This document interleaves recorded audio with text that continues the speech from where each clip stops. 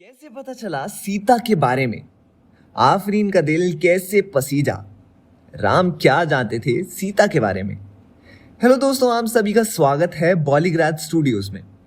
1960 और 70 के दशक के टाइम पीरियड में बनी फिल्म में अभिनेत्री को एक ऐसा किरदार निभाते हुए देखा जाएगा जो उन्होंने पहले नहीं किया है। लेकिन ये कैरेक्टर बाल और मेकअप के बारे में नहीं है, ये उस अनदेखी जर्नी के बारे में है जिससे चरित्र गुजरता है। मृणाल इस अनूठी प्रेम कहानी में सीता महालक्ष्मी की भूमिका निभा रही हैं, जो प्रगतिशील है, अपने समय से आगे है, और वो ये है जिस कैरेक्टर को आप स्क्रीन पर इतनी आसानी से नहीं देख पाते हैं। क्योंकि एक पीरियड फिल्म में किरदार निभाना आसान नहीं है और ठाकुर ने अपनी भूमिका की तैयारी के लिए कई तरह की प्रेरणाओं का सहारा लिया। सरोज खान और बिरजू महाराज के वीडियो देखने से लेकर छोटी छोटी हरकतों से लेकर मधुबाला, हेमा मालिनी और शर्मिला टैगोर की फिल्में देखने तक के भावों को, बारीकियों को समझने तक प्रयास किए। साथ ही उन्होंने इस भूमिका को निभाने के लिए वजन भी बढ़ाया। इस तरह के चरित्र अक्सर नहीं लिखे जाते हैं और ये भी दावा है कि ये सीता महालक्ष्मी का कैरेक्टर उन्हें इतनी जल्दी छोड़ देगा। मृणाल को बहुत से लोग मोटिवेट करते हैं, लेकिन एक प्रमुख कैरेक्टर मधु दादी थी, जिन्होंने धारावाहिक कुमकुम भाग्य में ठाकुर की दादी की भूमिका निभाई थी।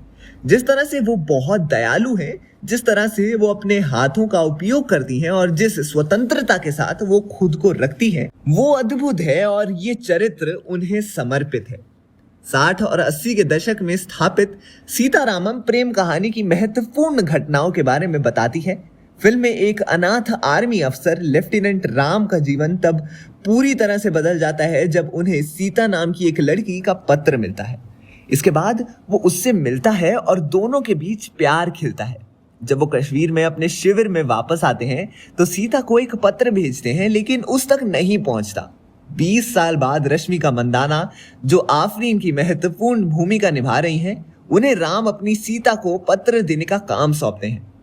हनुराघव पूडी द्वारा लिखित और निर्देशित इस फिल्म में सचिन खेडेकर और सुमंत भी हैं। सीतारामम दक्षिण भारतीय बाजार में एक ब्लॉकबस्टर हिट रही और इसने 62.85 करोड़ रुपए से अधिक की कमाई की है और अंतरराष्ट्रीय स्तर पर इसे 78 करोड़ रुपए का कारोबार किया है।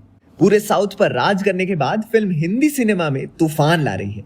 ये कैनेडियन फिल्म इंसेंडीज से इंस्पायर्ड है, जिसकी कहानी कनाडाई जुड़वा बच्चों से संबंधित है, जो गृह युद्ध के बीच अपने छिपे हुए अतीत को उजागर करने के लिए मध्य पूर्व में अपनी मां के मूल देश की यात्रा करते हैं। जबकि देश का नाम उन्हें पता नहीं है, फिल्म की घटनाएं लेबनानी गृह युद्ध और विशेष रूप से कैदी सोहा की कहानी से काफी प्रभावित है। फिल्म को मुख्य रूप से मॉन्ट्रियल में शूट किया गया था, जिसमें कुछ दिन जॉर्डन में बिताए गए थे। इंसेंडीज में मुस्लिम ईसाई पृष्ठभूमि है। हनुराघवपुडी में हिंदू मुस्लिम पृष्ठभूमि को फिल्म का हिस्सा बनाया है। दोनों फिल्मों में कई दृश्य एक जैसे हैं, लेकिन हनुराघवपुडी ने अपनी रचनात्मकता का इस्तेमाल इसे एक क्लासिक फिल्म बनाने के लिए किया। साथ ही उसी कहानी से इंस्पायर होकर हनुराघवपुडी ने सीतारामम की कहानी को लिखा, जो इस प्रकार है। 1964 में एक पाकिस्तानी चरमपंथी मुजाहिदीन कश्मीरी मुसलमानों और हिंदुओं के बीच भाईचारे के रिश्ते को स्वीकार नहीं करता था। उन्हें अलग करने की योजना बना रहा है।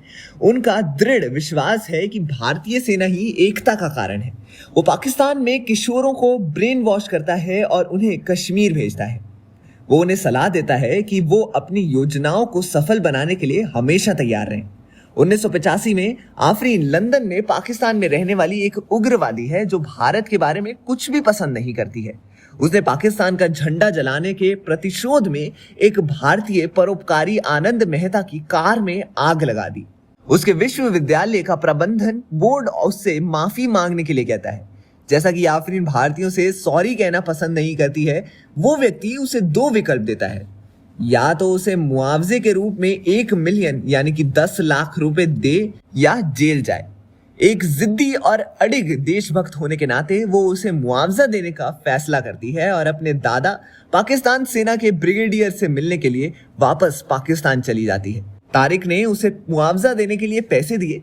हालांकि पाकिस्तान पहुंचने पर उसे पता चलता है कि उसके दादा का निधन हो गया है। अपनी वसीयत में वो उसे इस पत्र को उस इंसान को देने के लिए कहता है जिसका पत्र में जिक्र था, और ये पत्र 1965 में भारतीय सेना के लेफ्टिनेंट राम ने अपनी प्रेमिका भारत की सीता महालक्ष्मी को लिखा था।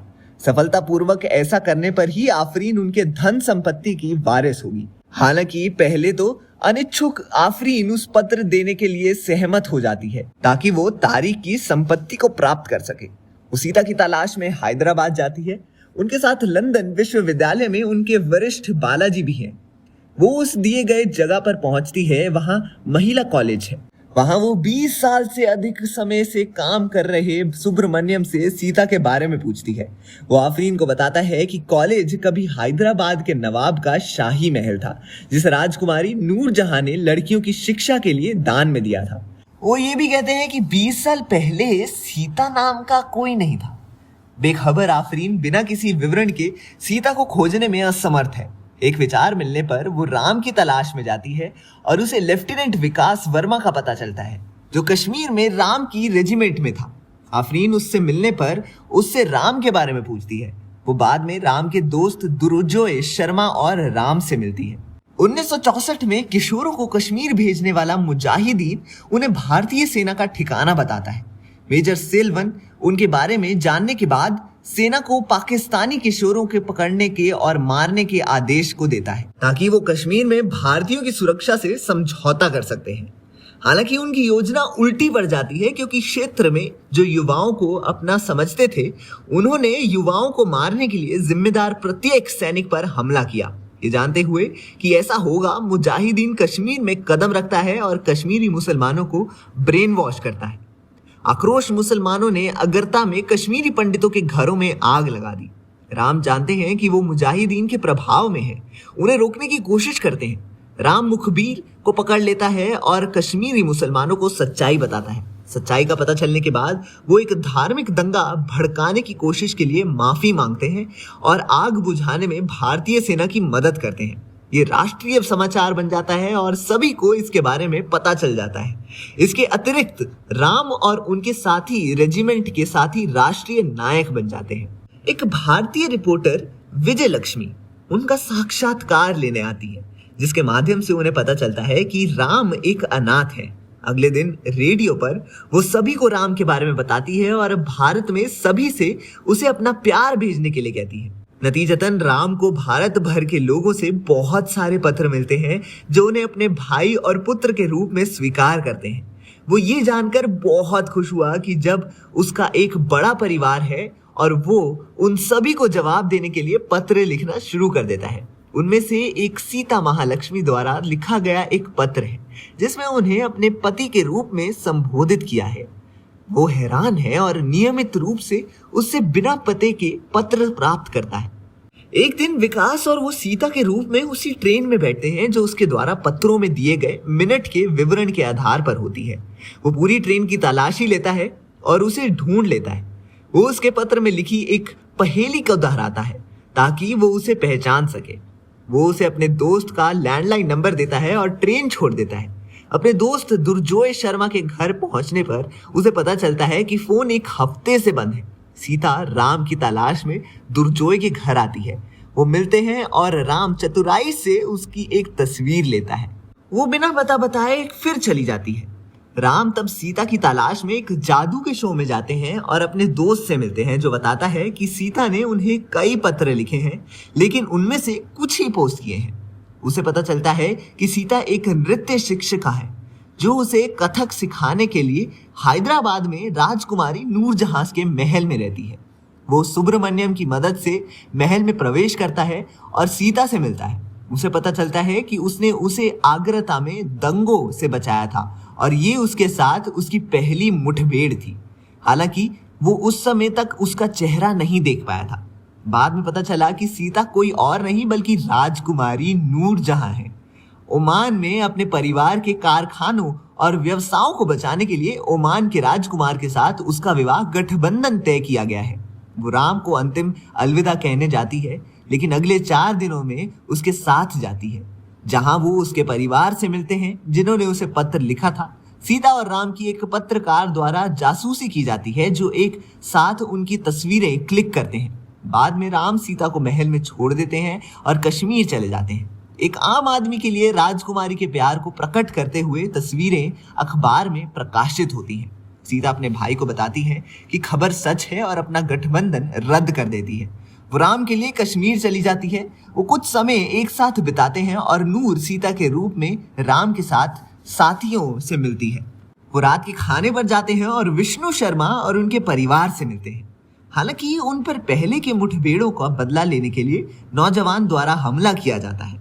वो उसे पकड़ लेते हैं और मुजाहिदीन का सटीक स्थान प्राप्त करते हैं। राम ने नौजवान से वादा किया कि वो अपनी छोटी बहन वहीदा को मुजाहिदीन से छुड़ाएगा।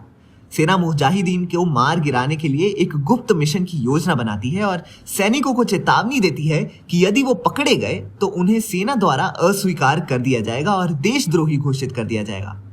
राम, विष्णु शर्मा और उनकी टीम भारतीय सीमा पार करके ऑपरेशन के लिए निकल जाती है और मुजाहिदीन को सफलतापूर्वक अंजाम देती है।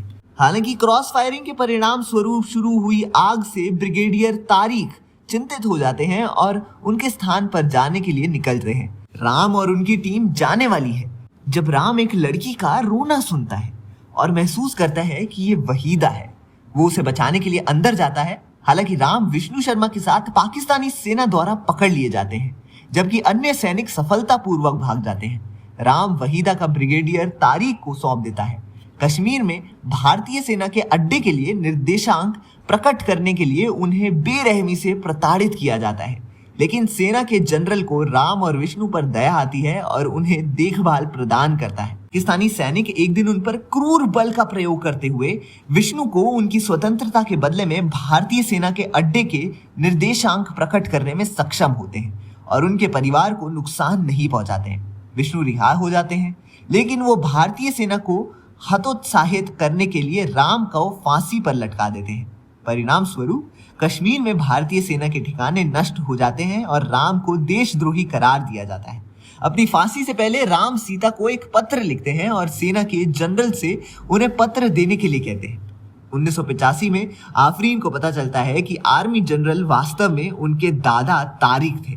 साथ ही जिस बच्चे की जान राम ने आगे के दौरान बचाई थी वो खुद आफरीन है।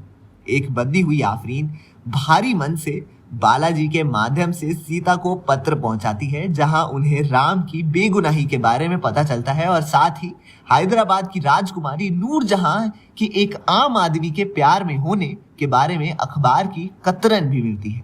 आफरीन और बालाजी दोनों को एहसास होता है कि राम सीता की असली पहचान एक मुसलमान के रूप में जानते थे और उन्हें इसकी परवाह नहीं थी।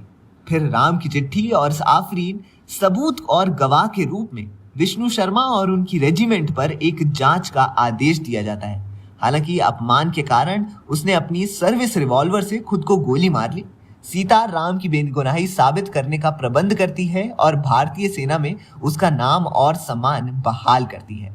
ये कहानी भले ही खत्म हो गई हो, पर इनका प्यार अभी भी बाकी है, जिससे उम्मीद की जा रही है कि मेकर्स सीता रामम का दूसरा पार्ट भी जल्द ही लाएं। फिल्म के तेलुगु वर्जन को खूब प्यार मिला और अब इसके हिंदी वर्जन को भी लोग पसंद कर रहे हैं। जब से ये सिनेमा घरों में आई है तब से ट्विटर पर ताबड़तोड़ रिएक्शंस की बाढ़ आ गई है।